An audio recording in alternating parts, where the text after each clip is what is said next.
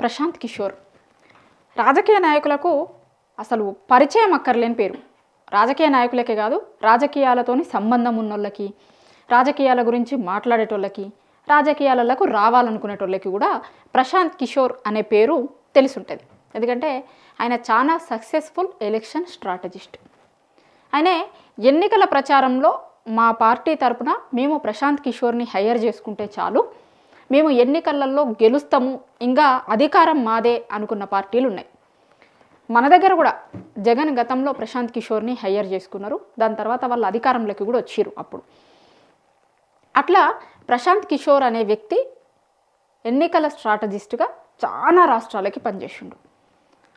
ఆయన ఉంటే చాలు, ఆయన క్యాంపెయిన్లో ఆయన బ్రెయిన్ వాడితే చాలు, క్యాంపెయిన్ డిజైన్ చేస్తే చాలు, మేము ఏం మాట్లాడాలో ఆయన చెప్తే చాలు, దాన్ని బట్టి ఓట్లు పడతాయి, మేము గెలిచిపోతాం అని కూడా చాలా రాష్ట్రాలలో ఉన్న రాజకీయ నాయకులు మాట్లాడుకున్నారు.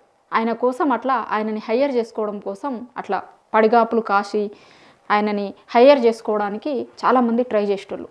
ఒక టైంలో ఆయన హవా అట్లా నడిచింది చాలా రాష్ట్రాలలో. ఇప్పుడు అధికారంలో ఉన్న కొన్ని రాష్ట్రాలలో ఈయనని ఎలక్షన్ స్ట్రాటజిస్ట్గా పెట్టుకున్న తర్వాత వాళ్ళు ఆ రాష్ట్రాలల్లో గవర్నమెంట్లను ఏర్పాటు చేసిరు. 1-2 రాష్ట్రాలలో గవర్నమెంట్లు ఏర్పాటు చేయనట్టున్నారు, కానీ కొంత సక్సెస్ పర్సంటేజ్ ఎక్కువే. అందుకోసమే చాలామంది నాయకులు ఆయన పేరును కలవరిస్తారు. ఆయనని మేము తెచ్చుకుంటాం, హైర్ చేసుకుంటాం. ఏదైనా పార్టీ కొంత డౌన్ అయినప్పుడు, లేకపోతే 2 సార్లు వరకు కూడా అధికారంలోకి రాకపోయినప్పుడు ఆయనని హైర్ చేసుకోవడానికి చాలా పార్టీలు ముందుకు వస్తాయి, మాట్లాడుకుంటారు. ఇక గతంలో ప్రశాంత్ కిషోరే చెప్పిండు, గంటకు దగ్గర 20 కోట్లు వసూలు చేస్తా, నేను నా బ్రెయిన్కున్న పవర్ అట్లాంటిది, నాకున్న పవర్ అట్లాంటిది, నేను గంటకు 20 కోట్లు తీసుకున్నవి కూడా ఉన్నాయి. 20 కోట్లు గంటకి తీసుకున్నట్టయినే పొలిటికల్ పార్టీలకి సలహాలు సూచనలు ఇస్తాడట. ఇప్పుడు ఎవరైనా పార్టీ సంవత్సరం మొత్తం హైర్ చేసుకుంటూ ఒక పద్ధతి, లేకపోతే వాళ్ళు ఎన్ని సంవత్సరాలు, ఇంకా ఎన్నికలు ఎన్ని రోజులైతే ఉన్నాయో అన్ని రోజులకి హైర్ చేసుకొని దానికి తగ్గట్టు ఫీజునిచ్చిన సందర్భాలు ఉంటాయి. ఇంకా కొంతమంది ఏంది అంటే అట్లా కాకుండా అసలు ఏంది ప్లస్లేంది మైనస్లేంది, మేము ఎట్లా పోవాలి, ఎట్లా పోతే మంచిగా ఉంటుంది, ఇట్లా కూడా సలహాలు అడుగుతారు కదా. అయితే అవేవి కూడా ఈయన ఫ్రీగా నేను గంటకు 20 కోట్లు తీసుకొని కొన్ని పార్టీలకి సలహాలు సూచనలు కూడా ఇచ్చినా అని ఈయన గతంలో ఎవరో చెప్పిందో కాదు, ఇది ప్రశాంత్ కిషోరే గతంలో బీహార్ ఎన్నికల సందర్భంగా ఆయనని ఇంటర్వ్యూ చేస్తే ఒక ఇంటర్వ్యూలో ఆయనే చెప్పిన మాటలు ఇవి. 20 కోట్లు తీసుకుంటా నేను గంటకు అని చెప్పిండు. అయితే ఇదంతా ఎందుకు చెప్తున్నా అంటే, ఆ పార్టీకి ఈ పార్టీకి పనిచేసుడు ఎందుకు అనుకున్నాడో, మనమే సొంతంగా పార్టీ పెట్టి మనమే అధికారంలోకి వస్తాం. ఇప్పుడు చాలా రాజకీయ నాయకులకి సలహాలు సూచనలు ఇస్తే వాళ్ళు అధికారంలోకి వచ్చారు కదా, వాళ్ళందరికీ పనిచేసినప్పుడు నేనే ఎందుకు పార్టీ పెట్టుకొని నేను అధికారంలోకి రాలేను అని అనుకున్నారు. ఏం ఈక్వేషన్స్ ఏందో తెలియదు, కానీ బీహార్ ఎన్నికలలో ఆయన పార్టీ పోటీ చేసింది. ఆయన ఒక పార్టీ పెట్టి బీహార్లో ఎన్నికలలో పోటీ చేసిండు. ఎన్నికలలో పోటీ చేస్తే ఇప్పుడు వచ్చిన ఎగ్జిట్ పోల్స్లలో రిజల్ట్ను చూస్తే ఏం కనిపిస్తుందంటే, అసలు ఎక్కడ కూడా వాళ్ళ పార్టీ కనీసం డిపాజిట్లు దక్కించుకునేటట్టు కూడా లేదు అనేది ఎగ్జిట్ పోల్స్ చెప్తున్నాయి. మరి అసలు ఏం జరుగుతుంది, నిజంగా ఎగ్జిట్ పోల్స్ కరెక్ట్ అయితాయా కావా అనేది 14 తారీఖు రోజు రిజల్ట్ చూస్తే తెలుస్తుంది. బీహార్లో మొన్న ఎన్నికలు జరిగినాయి, నిన్న జరిగినాయి 2వ ఫేజు. గతంలో ఫస్ట్ ఫేజ్ జరిగింది, నిన్న మనకు జూబ్లీహిల్స్లో ఎన్నిక ఉండే కదా, దాంతోపాటే బీహార్లో 2nd ఫేజ్ ఎన్నిక జరిగింది. రిజల్ట్ 14 తారీఖు రోజు. మన జూబ్లీహిల్స్ ఉప ఎన్నిక రిజల్ట్ కూడా 14, బీహార్ ఎన్నిక రిజల్ట్ కూడా 14 తారీఖు రోజే. సో ఆ 14 తారీఖు రోజు రిజల్ట్ చూసిన తర్వాత మనకు అర్థమవుతుంది ఎన్ని స్థానాలలో వీళ్ళు గెలిచిర్రు, డిపాజిట్లు వచ్చినాయి, లేకపోతే ఎగ్జిట్ పోల్స్ చెప్పినట్టే 1-2 ప్లేసులలో తప్పించి మిగతా దగ్గర ఎక్కడ డిపాజిట్ రాదా, ఏం జరగబోతుంది, అసలు ప్రశాంత్ కిషోర్ భవిష్యత్ ఏంది అనేది కూడా డెఫినెట్గా దీని మీద ఆధారపడి ఉంటుంది. ఎందుకంటే అన్ని పార్టీలకి స్ట్రాటజిస్ట్గా ఉండడం వేరు, ఆయనే ఒక పార్టీ పెట్టి ఆ పార్టీ రిజల్ట్ ఎట్లుంటుంది అనేది కూడా అందరూ చూస్తారు, దేశం మొత్తం చూస్తుంది, అన్ని రాష్ట్రాలలో ఉన్నోళ్ళు చూస్తారు. అంటే చూసిన తర్వాత దీని తర్వాత ఇంకా ఆయన ఫ్యూచర్ ఎట్లా ఉంటుంది అనేది డిసైడ్ అవుతుంది. ఎందుకంటే గతంలో ఓన్లీ ఈయన స్ట్రాటజీల వల్లనే పార్టీలు గెలిచినాయా, లేకపోతే అక్కడ ఉన్నటువంటి పరిస్థితులు, ఆ రాజకీయ నాయకుడికి ఉన్నటువంటి దాని చుట్టూ ఉన్నటువంటి పరిస్థితులు, ఇంకా చాలా ఇష్యూస్ పరిగణలోకి వచ్చిన తర్వాతే వాళ్ళు గెలిచిర్రా, ఈయన సలహాలతోనే గెలిచిర్రా అనేది కూడా అర్థమైపోతుంది మనకి.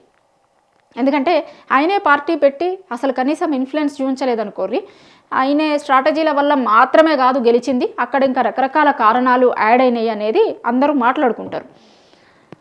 సో ఈ బీహార్ ఎన్నికల తర్వాత ఆయనే అట్లనే హీరోగా ఉంటాడా, లేకపోతే ఈ ఎన్నికల ఫలితాలు ఆయనని జీరోని చేస్తాయా అనేది డిసైడ్ అవుతుంది. బీహార్ ఎన్నికల ఫలితాల తర్వాత రాజకీయాలు చాలా మారుతాయి అనేది ఇప్పటికే మనం చూస్తున్నాం. ఎన్డీఏకి సంబంధించి కావచ్చు, లేకపోతే కాంగ్రెస్ పార్టీకి కావచ్చు, ఇప్పుడు ప్రశాంత్ కిషోర్కి కూడా చాలా కీలకమైనటువంటి ఎన్నికలు బీహార్లో. బీహార్ రిజల్ట్ తర్వాత పాలిటిక్స్ ఎట్లా ఉండబోతున్నాయి అనేది కొంత క్లారిటీ వస్తుంది అని పాలిటిక్స్ని దగ్గరగా చూస్తున్న చాలామంది మేధావులు మాట్లాడుకుంటున్నారు.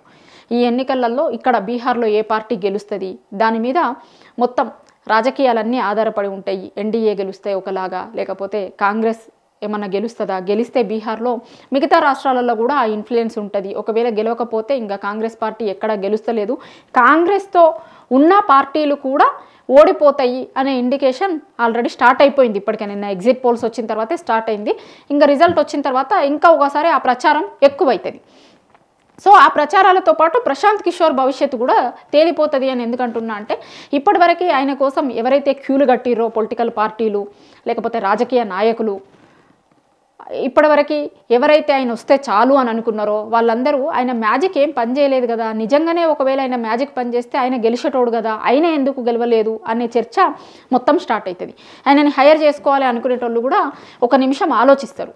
ఎందుకంటే చాలా ఎక్స్పెన్సివ్ కదా, ఆయనే చెప్పుకున్నాడు కదా 20 కోట్లు తీసుకుంటా నేను ఒక గంటకి అని. గంటకి 20 కోట్లు తీసుకునేటోడు ఒకవేళ ఎన్నికలకి కనుక హైర్ చేసుకుంటే ఇంకా ఎన్ని డబ్బులు తీసుకుంటాడో మనం ఆలోచించుకోవచ్చు.